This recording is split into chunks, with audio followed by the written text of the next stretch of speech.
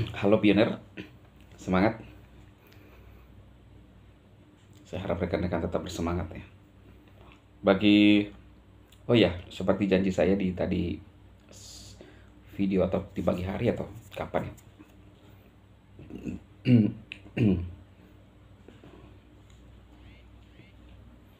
Hmm,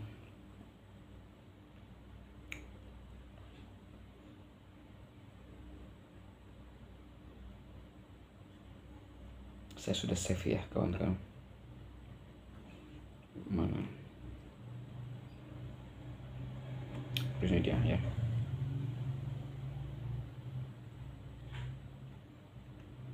Kan?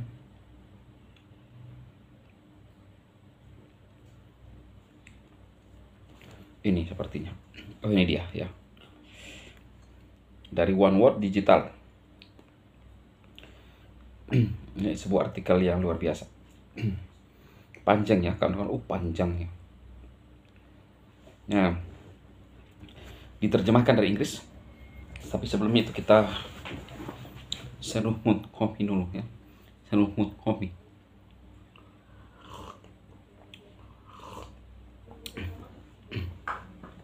Kita seruh mood kopi. Menempa standar baru. Jalan Bitcoin menuju stabilitas di tengah strategi cadangan Bitcoin Departemen Keuangan AS. Pengumuman terkini dari Presiden Donald Trump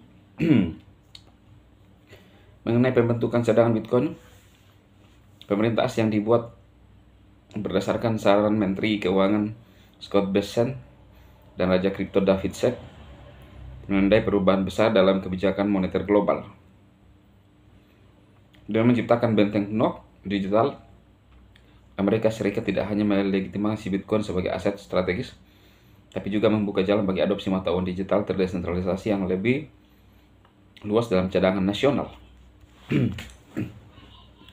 Di tengah evolusi ini, implikasinya terhadap Bitcoin sangat besar. Sementara Bitcoin diposisikan sebagai penyimpan nilai yang mirip dengan emas digital. Batas logis berikutnya adalah adopsi mata uang kripto yang stabil, terdesentralisasi dan digerakkan oleh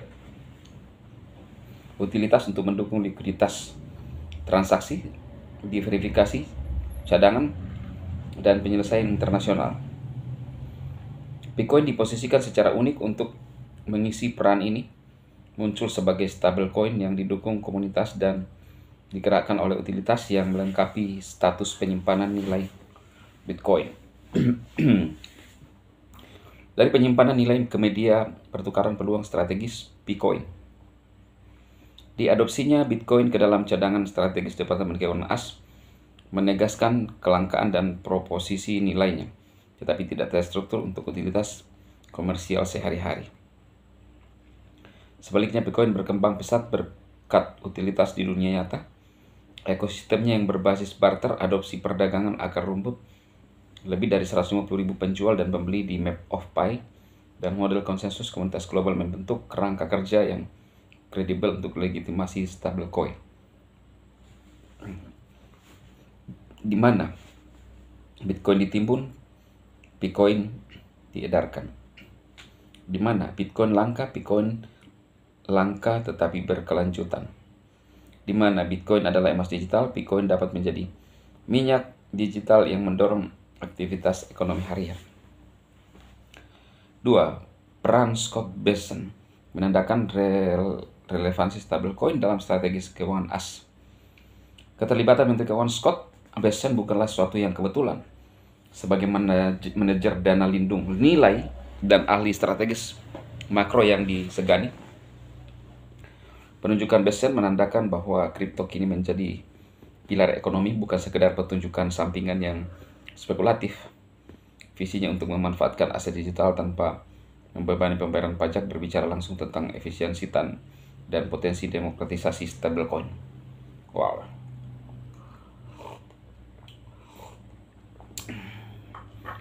Minat Bessent terhadap stablecoin mungkin awalnya berkisar pada aset seperti USDC atau Trezor yang ditokenisasi, tetapi pada pasar house akan inovasi yang melampaui sentralisasi yang didukung fiat. Stablecoin seperti Bitcoin dengan konsensus komunitas, bukti nilai berbasis blockchain, dan tanpa ketergantungan pada fiat, selaras dengan etos desentralisasi sekaligus memberikan stabilitas harga melalui data berbasis barter global. 3. Nilai intrinsik Bitcoin.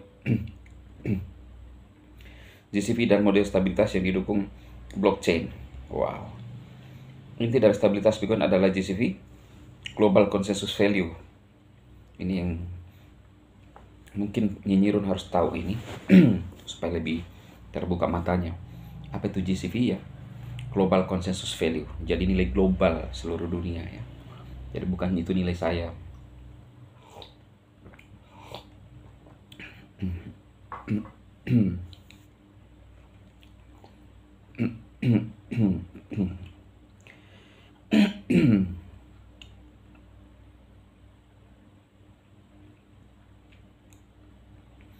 Sebuah doktrin ekonomi yang tidak berasal dari keputusan pemerintah atau patokan algoritmik, tapi dari konsensus nilai peer-to-peer dan transaksi barter yang tercatat. Sistem nilai ini adalah transparan, terverifikasi, dan tercatat di rantai. Tangguh, kebal terhadap manipulasi terpusat. Nah, ini yang sering saya ngomong. Inklusif, dibangun berdasarkan pengguna di dunia nyata, bukan spekulatif investor. Lebih dari 7 juta titik data barter yang tercatat di blockchain berfungsi sebagai tulang punggung ekonomi Bitcoin yang menjadi bukti penggunaan kepercayaan stabilitas. Hal ini menjadikan Bitcoin kandidat yang sempurna untuk sebutan utility stablecoin, kelas aset baru yang tidak hanya dipatok tetapi juga dijalani, digunakan, dan dihargai oleh orang-orang di seluruh dunia. Kalau dibalik, di dunia di seluruh. Oke? Babak berikutnya bagi Departemen Keuangan AS melampaui Bitcoin hingga ke fungsionalitas. Ketika Trump memberi sinyal bahwa Bitcoin tidak akan pernah dijual dan berencana memperluas cadangan tanpa biaya pembayar pajak, peluang terbuka bagi aset digital non-Bitcoin untuk memainkan peran penting. Bitcoin dengan ekonomi akar rumputnya menawarkan gratis risiko yang dimitigasi. Jalur bagi Departemen Keuangan AS untuk mendukung mata uang digital yang mendorong mobilisasi ekonomi dan ketahanan sosial. Dengan mengadopsi Bitcoin sebagai bagian dari Persediaan Aset Digital Nasional AS, dapat mendorong partisipasi ekonomi dari negara-negara berkembang, mempromosikan inklusi keuangan di wilayah-wilayah yang kurang terlayani, mempertahankan dominasi dolar dengan menyerap stablecoin yang kaya utilitas ke dalam strateginya. 5. Selaras dengan kepentingan nasional Bitcoin dan impian Amerika tentang kebebasan ekonomi. Bitcoin tidak sekedar mewakili mata uang tetapi juga sebuah gerakan deklarasi kolektif bahwa nilai harus ditentukan oleh orang-orang, bukan hanya oleh pasar.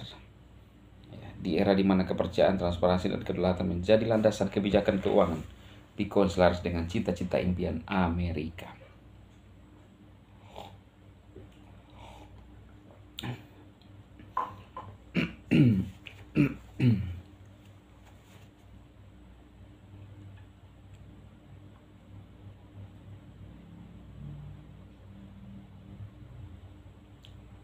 Akhirnya, dan seiring berjalannya sejarah negara-negara yang mengadopsi stablecoin yang didukung oleh utilitas dan digerakkan oleh rakyat seperti Bitcoin, tidak hanya akan melindungi kedaulatan moneter mereka, mereka juga akan memimpin era kemakmuran global berikutnya.